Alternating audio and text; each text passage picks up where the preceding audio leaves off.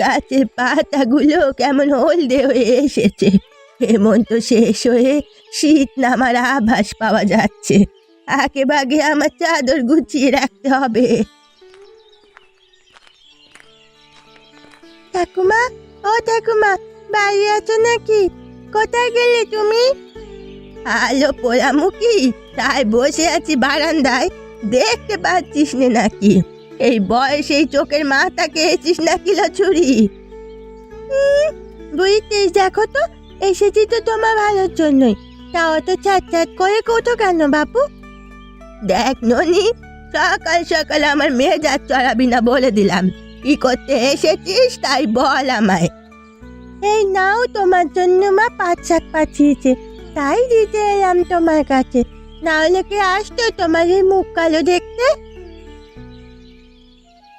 ও মা, জয়াটা দেখছি আমার সব কথা মনে রাখে। এখন পাট শাক পেলি কোথায় রে ননি? বাবা আজ মুখুজ্জেদের জমি পরিষ্কার করতে গিয়েছিল, সেখান থেকে এনেছে। বাহ, আজ বেশি করে তেল রসুন দিয়ে পাট শাক রান্না করব। আম তেল দিয়ে খেতে বেশ ভালোই লাগবে গরম ভাতের সাথে। তুই থাক, দুপুরে কে যাস আমার থেকে? না না, আমার স্কুল ছুটি দিয়েছে শীতের জন্য। এ কদিন আমি খেলা করে বেড়াবো, এখানে থাকলে আমার চলবে না। আর থাকবি কেন পোড়ামুখী? তুই তো গেছো মেয়ে ছেলে। তুই দাঁড়া, আমি দুটো মোয়া এনে দিই, খেয়ে জল খেয়ে তবে যাবি। এখানে চুপ করে বস। দেখো দেখি, মেয়েটাকে সেই কোন সকালে গয়া পিসির কাছে পাঠিয়েছি, এখনো বাড়ি ফেরার নাম আছে মুখে? ঠিক কোথাও না কোথাও খেলতে বসে গেছে। কই গো, আজকে মাঠে যাওয়া লাগবে না তোমার?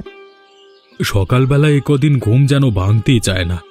আস্তে আস্তে শীতের আমেজ লাগছে, তো তাই এখন বিছানা ছেড়ে উঠতে ইচ্ছে করছে না। বেশ তো, তাহলে আজ আর কাজে যেতে হবে না, ঘরে গিয়ে আবার ঘুমিয়ে পড়ো, যাও। তুমিও না গিন্নি, একটা কথা বললে যে তার কতগুলো মানে বের করো তার ঠিক নেই।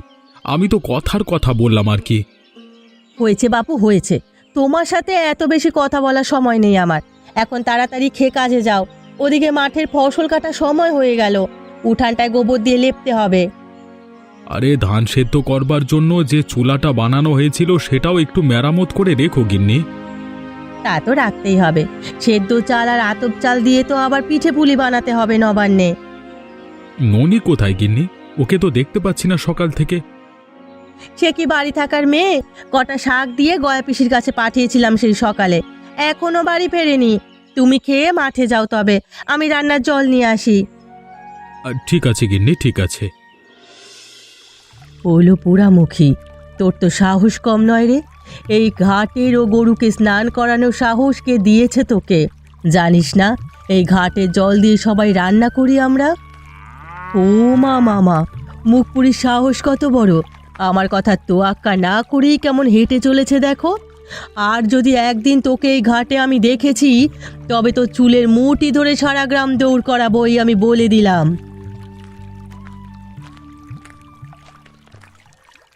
কি ব্যাপার কাকিমা, কার সাথে এমন গলাবাজি করছো সকাল সকাল?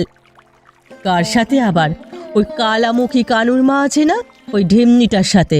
এই ঘাটের জল আমরা সবাই রান্নার কাজে ব্যবহার করি, তারপরেও এখানে গরু নিয়ে এসেছে স্নান করানোর জন্য। ছি ছি ছি ছি ছি ছি, পোড়ামুখী রে, কি অনাসৃষ্টি! আগে বললে না কেন আমায়? ও চুলের মুঠি ধরে দিতাম কয় ঘা। দেখলি না, কথা শুনে কেমন ফ্যাল ফ্যাল করে তাকিয়ে চলে গেল, যেন কিচ্ছুটি বোঝে না। থাক, বাদ দাও কাকিমা, বেশ তো অনেক বেলা হলো, বাড়ি গিয়ে আবার রান্না চড়াতে হবে, বাড়িতে অনেক কাজ পড়ে আছে। হ্যাঁ রে, তোদের বাড়ির ধান কবে আসবে? আমাদের জমির ধান তো পেকে গেছে শুনলাম।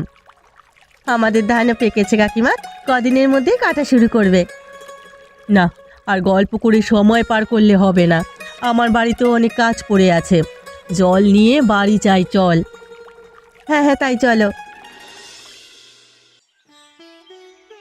কই রে আপু, আয় বাবা, খেতে আয়। তোর বাবাকেও একবার ডেকে দে তো দেখি। কি ব্যাপার, অপু কোথায়? এখনো এলো না কেন খেতে? সারাদিন ঘরে শুয়ে শুয়ে বসে থেকে তার নাকি আর ঘরে থাকতে ভালো লাগে না। বেশ তো, অপুকে তাহলে বিকেলে কোথাও ঘুরিয়ে নিয়ে এসো বাইরের থেকে। তোমার ছেলে আমার কথা শুনলে তবে না।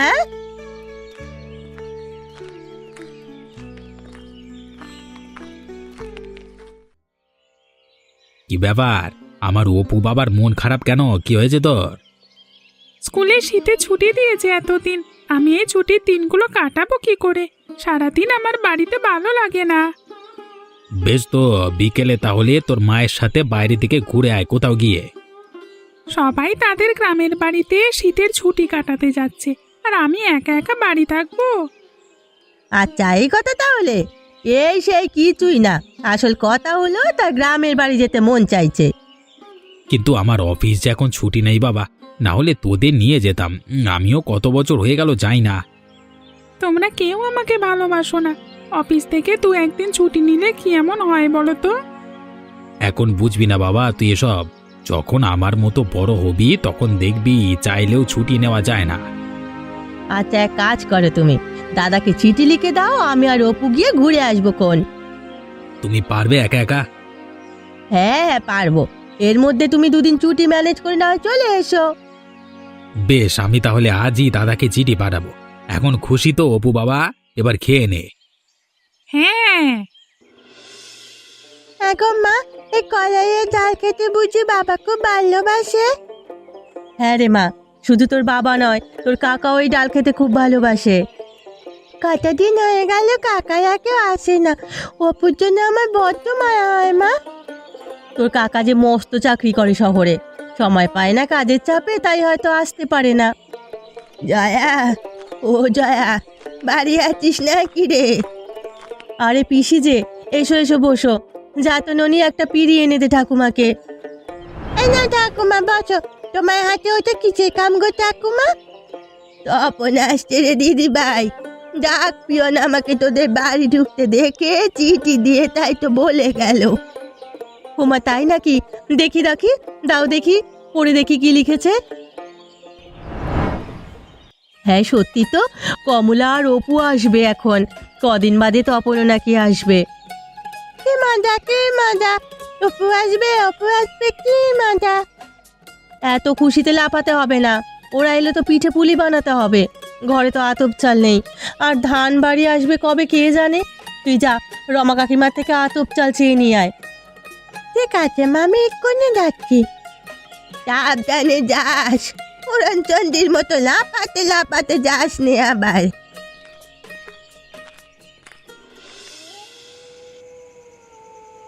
বাবা, তুমি অফিসে ছুটি নিয়েছো?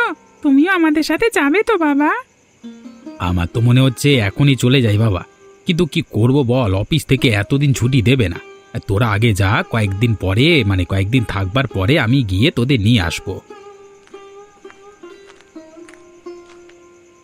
সে কি, তুমি কখন এলে গো? আমি তো টেরই পেলাম না। টের পাবে কি করে?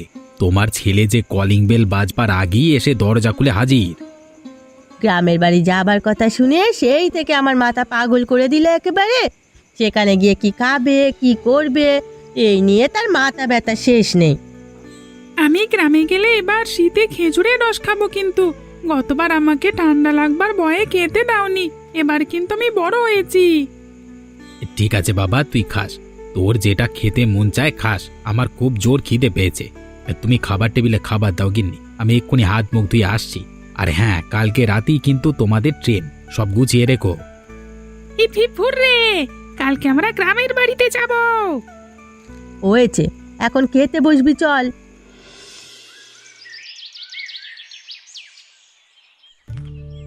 এত সকাল সকাল যে আমাকে ডেকে নিয়ে এলে ঠাকুমা, মদন কাকা কি এখনো ঘুম থেকে উঠেছে নাকি? সবাই কি তোর মতো অলস নাকি রে মুখ পুড়ে? মদনের হাতে এখন অনেক কাজ, এই সময়টায় তোরা হবে ভালো। মাঠে ধানগুলো তো কেমন শিশি জমেছে দেখে তো ঠাকুমা। ও তো চোখে তো টাওয়ার করতে পারি না রে এখন আর। এই জমিটা মুখ উজ্জে মশাই দেন না।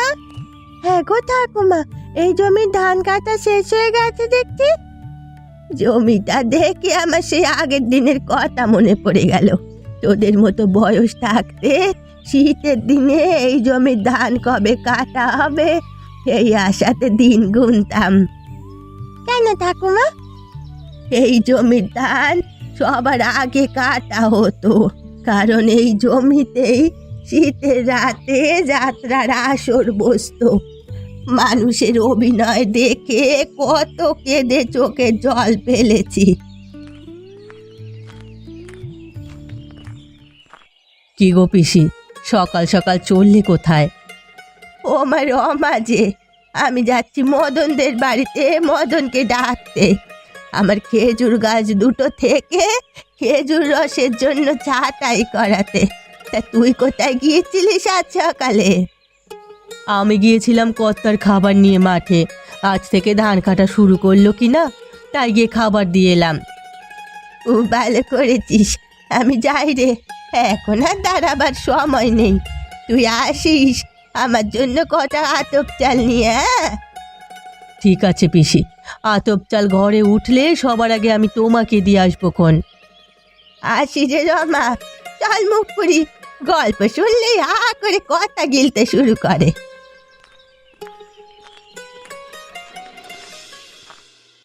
হ্যাঁ গো, ধান কাটা তো শুরু হয়ে গেল। এদিকে শীতটাও বেশ ঝাঁকিয়ে পড়েছে। তুমি একা হাতে বাড়ির সব কাজ করতে পারবে তো? পারবো বই কি, বেশ পারবো। গায়ের বউ হয়ে এসব কাজ না পারলে চলে নাকি? ননি কোথায়? ওকে তো দেখছি না। সে তো সকালে উঠেই গয়া পিসির সাথে বেরিয়েছে, ফেরার সময় স্টেশন হয়ে ফিরবে। ওহো, আজ তো আবার ছোট বউ আর অপু আসবে। বাজারঘাট কিছু লাগবে নাকি? লাগবে বলেই তো সকাল সকাল তোমায় ডেকে দিয়ে খেতে দিয়ে দিলাম। খেয়ে তাড়াতাড়ি বাজার করে নিয়ে এসো। আমার খাওয়া শেষ, তুমি বাজারের ব্যাগ দাও গিন্নি। ওই দেখো দেওয়ালে টাঙানো আছে বাজারের ব্যাগ, তুমি ব্যাগ নিয়ে হাঁটে যাও।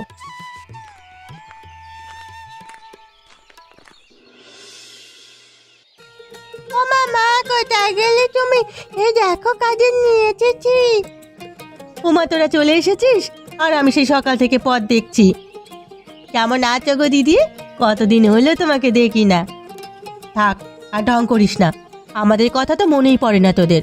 আমার অপু বাবা কেমন আছে? আমি ভালো আছি জেঠিমা, তুমি কেমন আছো? আমিও ভালো আছি। অনেক পথ পাড়ি দিয়ে এসেছিস, এখন ঘরে চল, কিছু মুখে দিয়ে বিশ্রাম করবি, চল। হ্যাঁ গো দিদি, তাই চলো। হ্যাঁ গো ঠাকুমা, তারপরে কি হলো? তারপরে আর কি হবে, সে রাজপুত্র রাক্ষসীকে মেরে রাজকন্যাকে পাতাল থেকে উদ্ধার করে নিয়ে এলো। এরপরে ধুমধাম করে তাদের বিয়ে হলো। আজ বেশ জাকিয়ে শীত পড়েছে, আমার তো এই শীতে কাতার নিচ থেকে উঠতেই মন চায় না। চুপ করলো পোড়ামুখী, সকাল হবার আগেই উঠে লোকের গাছে বাগানে গিয়ে হাজিরা দিস তুই। এই শীতে আমরা তোদের বয়সী থাকতে সবাই মিলে পিকনিক করতাম। কি কি দিয়ে পিকনিক করতে তোমরা ঠাকুমা? আমরা সবার বাড়ি থেকে চাল ডাল তেল আলু এসব এনে তাই দিয়ে সবাই মিলে পিকনিক করতাম। ননি দিদি চলো না, আমরাও পিকনিক করি। আমারও সবাইকে নিয়ে পিকনিক করতে মন চাইছে। এই নে, সবাই ভাপা পিঠা খা বাবা। কি গল্প চলছে সবাই? ও জেঠিমা চলো না, শীতের দিনে আমরা সবাই পিকনিক করি। আমার খুব পিকনিক করতে মন চাইছে। সে ছোটবেলার কথা মনে করিয়ে দিলি রে অপু। আমরাও ছোটবেলায় শীতের দিনে কত পিকনিক করেছি। তাহলে চলো না আমরা পিকনিক করি, কাল করলে কেমন হয়? তোর বাবা বাড়ি আসুক, আমি কথা বলে দেখব। এখন তো মাঠে অনেক কাজের চাপ, ধান কাটা চলছে। আচ্ছা দাদা আসলে সে নিয়ে কথা বলা যাবে কোন। এখন গরম গরম পিঠা খাও সবাই, নাহলে পিঠাগুলো ঠান্ডা হয়ে যাবে। আহা, এই শীতের সকালে এই শিম দিয়ে টমেটো আর পাঁচমেশালি সবজিটা খেতে যে এত ভালো লাগে, মুখে লেগে থাকে যেন সারা বছর এই স্বাদটা।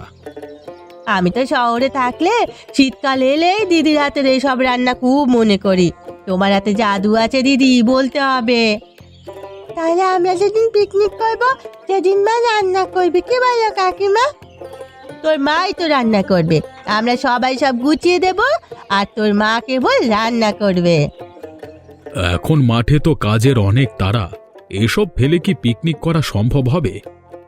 সারা বছরই তো তারা থাকে, একটা দিন ছেলে মেয়ে পিকনিক করতে চেয়েছে, সেদিনের জন্য সব বন্ধ রাখবে।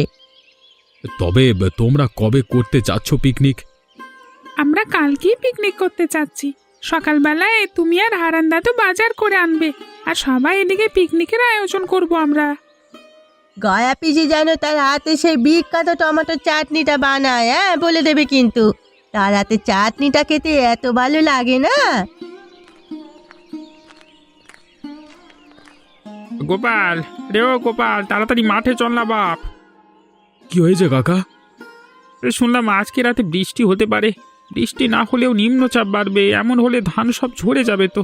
কালকের মধ্যেই সব কাজ শেষ করতে হবে তো। আমার খাওয়া শেষ, তোমরা খাও, তবে আমি উঠলাম। হ্যাঁ চলো চলো কাকা, চলো। হ্যাঁ হ্যাঁ, তাই চল তবে। হ্যাঁ,